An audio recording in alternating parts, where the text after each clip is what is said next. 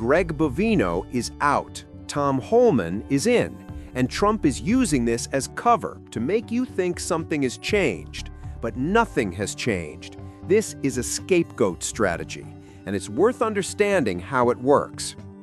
Greg Bovino was the guy overseeing Border Patrol operations in Minneapolis. He was there when Alex Pre was killed.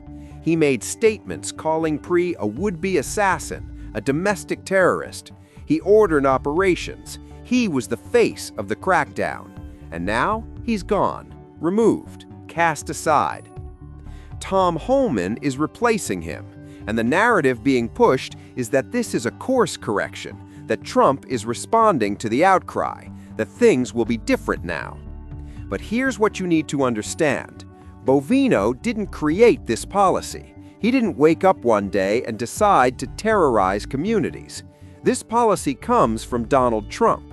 It comes from Stephen Miller. Bovino just executed it. He was the tool, not the architect. And the only reason he felt emboldened to act this way was because Trump gave him the green light. So removing Bovino while keeping Trump and Miller in place is not accountability. It's not correction. It's theater. It's optics management. Trump understands that the American people are angry. The videos are circulating. The pressure is real. So he swaps out one guy and hopes people think the problem is solved. But the problem isn't Greg Bovino. The problem is the policy itself. And that policy isn't going away. It's just going to look different. Tom Holman might use different tactics.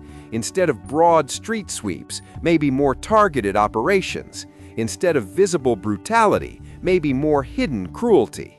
But the agenda remains the same: mass deportation, community terror, ICE operations targeting specific groups. The real danger here is that the media will take this bait, that legacy media will accept the narrative that things have changed. They'll report that Trump is being responsive, that he's listening to criticism, and they'll amplify DHS talking points about reform and caution and change.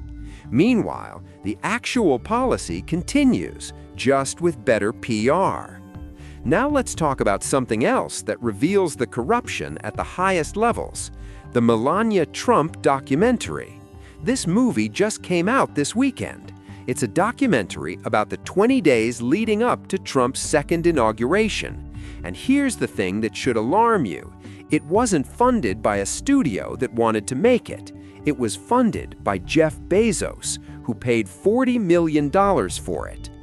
$40 million for a documentary that nobody asked for and nobody wants to see. Think about that number for a second. That's an extraordinary amount of money for a documentary in an entertainment industry that's collapsing, where projects are struggling to get funding, where writers and actors are fighting for work. $40 million was handed to Melania Trump. And it gets worse. Amazon is spending an additional $35 million on global marketing. So this is a $75 million all-in investment in a documentary about Melania Trump. $75 million for a movie that theaters can't sell. The Boston Commons Theater had 0 tickets sold for opening night. This isn't a movie, this is a bribe. A bribe dressed up as entertainment. A bribe to the Trump family, disguised as a business transaction. And what does it say about the state of our country when a billionaire can pay $75 million to make propaganda for a president? The director of the documentary is Brett Ratner, a guy who was basically written out of Hollywood because of sexual assault allegations against him. But now he's directing a prestige documentary for Melania, and he's airing it in 1,500 theaters. And there's reporting that Trump is forcing Paramount to greenlight a Rush Hour 4, directed by the same guy. So you have a sexual predator getting work because he's making movies that benefit Trump. That's what happens when authoritarian power meets corporate money. Now let's talk about what the documentary actually shows, because it's revealing in its own way. The movie follows Melania during the 20 days before Trump's inauguration. And according to reports, it shows Melania not talking to Trump, not sleeping in the same bed, not looking him in the eye. It shows them living separately, disconnected, distant. It shows a marriage that appears to be completely broken.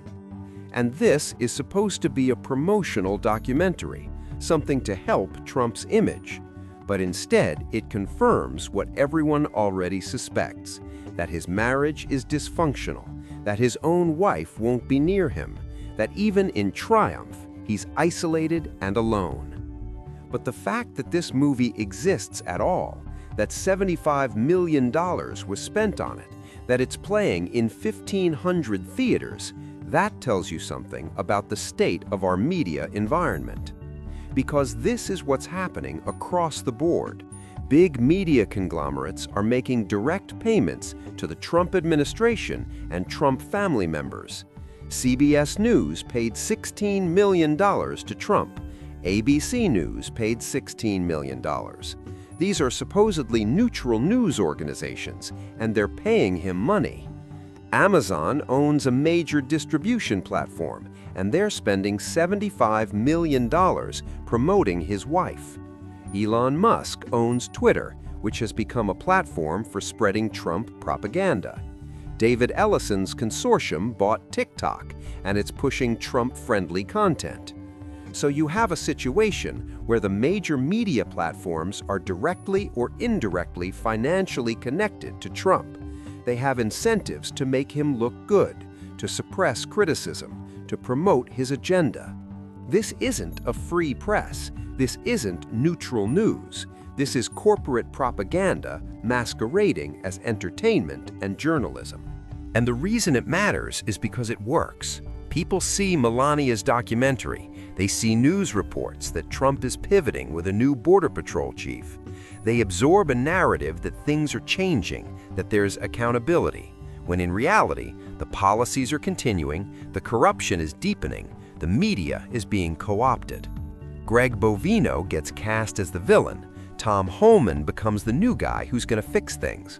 But they're just different characters in the same authoritarian playbook. And the Melania documentary fails commercially, which is humiliating for everyone involved. But the $75 million was already paid. So from Trump's perspective, it doesn't matter. He got the money, his wife got promoted, the narrative was controlled. This is how corruption works at the highest levels, not with briefcases full of cash, but with elaborate business transactions that are technically legal.